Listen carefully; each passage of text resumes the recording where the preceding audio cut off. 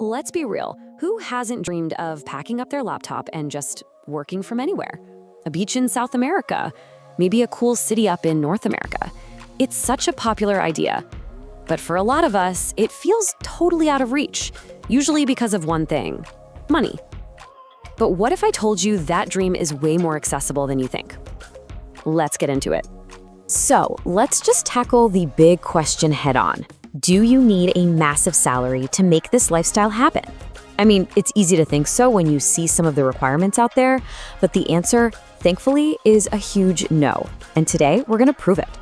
All right, first, let's talk about the big hurdle that trips so many people up. It's this thing called the minimum income requirement. And yeah, it's basically the financial gatekeeper to the whole digital nomad world.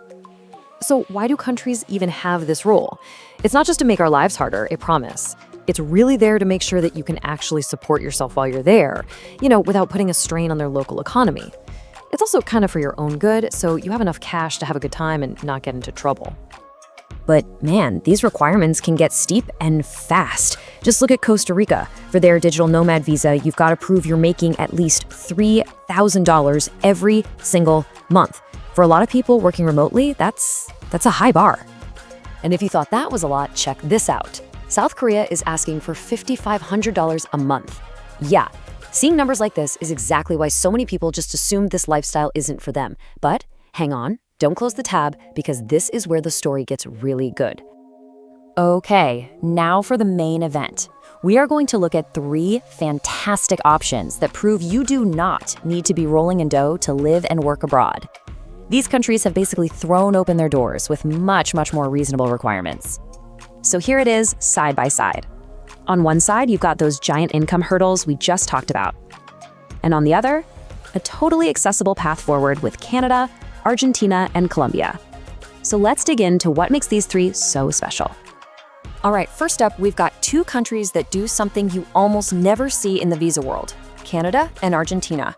Both of them offer options with, get this, a $0 minimum income requirement. Yep, you heard me, 0. So you can see they both have that beautiful $0 minimum, and the fees are pretty similar. But the key difference is what you've got to prove. For Canada, they want to see that you have enough money saved up for your stay, and that you have strong ties back home. Argentina, on the other hand, is more focused on you proving that you've got a remote job. Okay, so here's the deal with Canada, and this is important. While there's no income requirement, you do need to show proof of funds. That just means you need to have enough savings in the bank to convince them you can pay your way. You also have to show you have reasons to eventually go back home, like a house or family.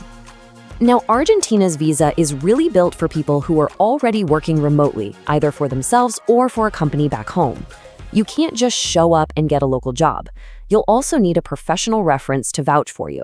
And while insurance isn't technically required for the application, the source material says it's highly recommended, which, let's be honest, is always a good idea. Let's move on to our third amazing destination, the absolutely beautiful and vibrant country of Colombia. This is another incredible, low-cost option for anyone looking to set up a home base and explore South America. And here it is, the magic number for Colombia. You need to show a monthly income of about $1,220. That's it. It's based on their local minimum wage, and it makes Colombia one of the most financially accessible countries for digital nomads, period. And the process? It's super straightforward. First, you prove you meet that income level. You do that by just showing them your last 3 months of bank statements.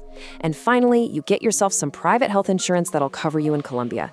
That is it. 3 simple steps. Oh, and here is maybe the best part. The Colombian visa isn't just for a quick 6-month trip. It is valid for a full 2 years, and you can even renew it. I mean, that offers some serious stability if you're looking to really settle in for a while.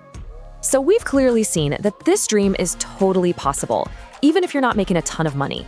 The big question now is, what do you do next? How do you take all this info and turn it into an actual plane ticket and a new adventure? Well, the source article that we're drawing from for this explainer points out that there are services that can help you figure all this out. It specifically mentions one called Deal Immigration and says they help match your personal finances to countries that have visa requirements you can actually meet. The article also lists a bunch of benefits to using a service like that. from saving you tons of time on research and paperwork to helping with language barriers and lowering the risk of your application getting denied. So the takeaway from the source seems to be that you don't have to go it alone if the whole process feels overwhelming. And that pretty much brings us to the end. We've busted the myth that you need to be rich to work from anywhere. We've looked at 3 incredible, accessible options. That financial wall you thought was standing in your way, turns out it might just be a small fence you can easily step over. So the only question left really is, where are you going to go?